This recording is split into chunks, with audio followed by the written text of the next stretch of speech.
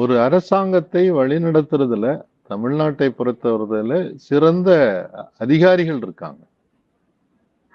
இப்போ அந்த துறையில ஒரு நல்ல அதிகாரி இருந்தாச்சுன்னு சொல்லியாச்சுன்னாக்கி அமைச்சருக்கு பெரிய வேலை கிடையாது.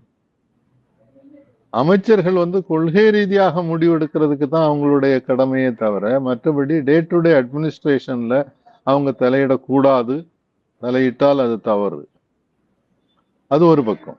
இன்னொரு பக்கத்துல இந்த 10 பேர் தான் இப்ப நியமிச்சிருக்காங்க. இன்னும் பல துறைகளுக்கான அமைச்சர்கள் நியமிக்கப்படவில்லை. அப்ப இவங்களுக்கும் ஒரு 6 மாசமாவது டைம் கொடுத்து நம்ம பார்க்கணும் எப்படி செயல்பட போகிறார்கள் அப்படின்னு.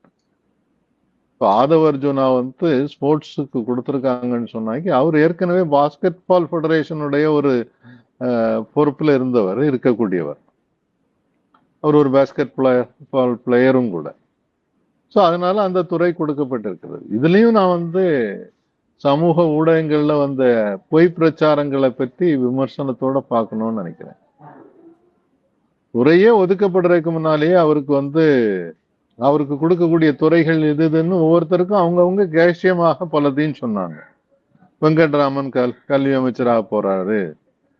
ஆதவ் அர்ஜுனாவுக்கு மதுக்கடைகளுக்கெல்லாம் பொறுப்பு அவர் கொடுக்க போறாங்க அப்படின்றதெல்லாம் சொன்னாங்க. ஆனா அது உண்மை இல்லைன்றது இன்னைக்கு தெரிஞ்சிருக்குது.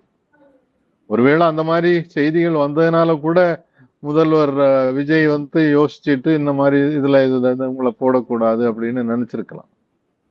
இன்னொரு பக்கத்துல இதுல பொறுப்புக்கு வந்திருக்கக்கூடியவங்க நிதியமைச்சராக செங்கோட்டையன் வந்திருக்கிறாருன்னாக்கி அவர் இருக்கிறதுல சீனியர் மோஸ்ட் எம்எல்ஏ, பல முறை அமைச்சராக இருந்தவர்.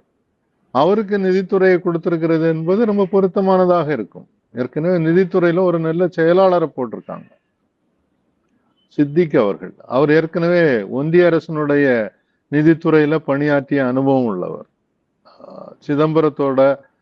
சிதம்பரம் நிதி அமைச்சராக இருக்கும்போது அவரு அங்க பணியாற்றிய அனுபவம் அவருக்கு. அதனால அவரால் பொறுத்தவரையில அவர் நிதித்துறையை சரியாக வழிநடத்துவதற்கு அவர் வழிகாட்டுவார். ஸோ அதனால அது பெரிய பிரச்சனையாக இருக்காது. அதே மாதிரி ஆதவ் அர்ஜுனா கொடுக்கப்பட்ட துறைகள்ல என்ன செய்யறாருன்றது கொஞ்சம் பொறுத்திருந்து பார்ப்போம். அவசரப்பட வேண்டாம் என்பது என்னுடைய கருத்து.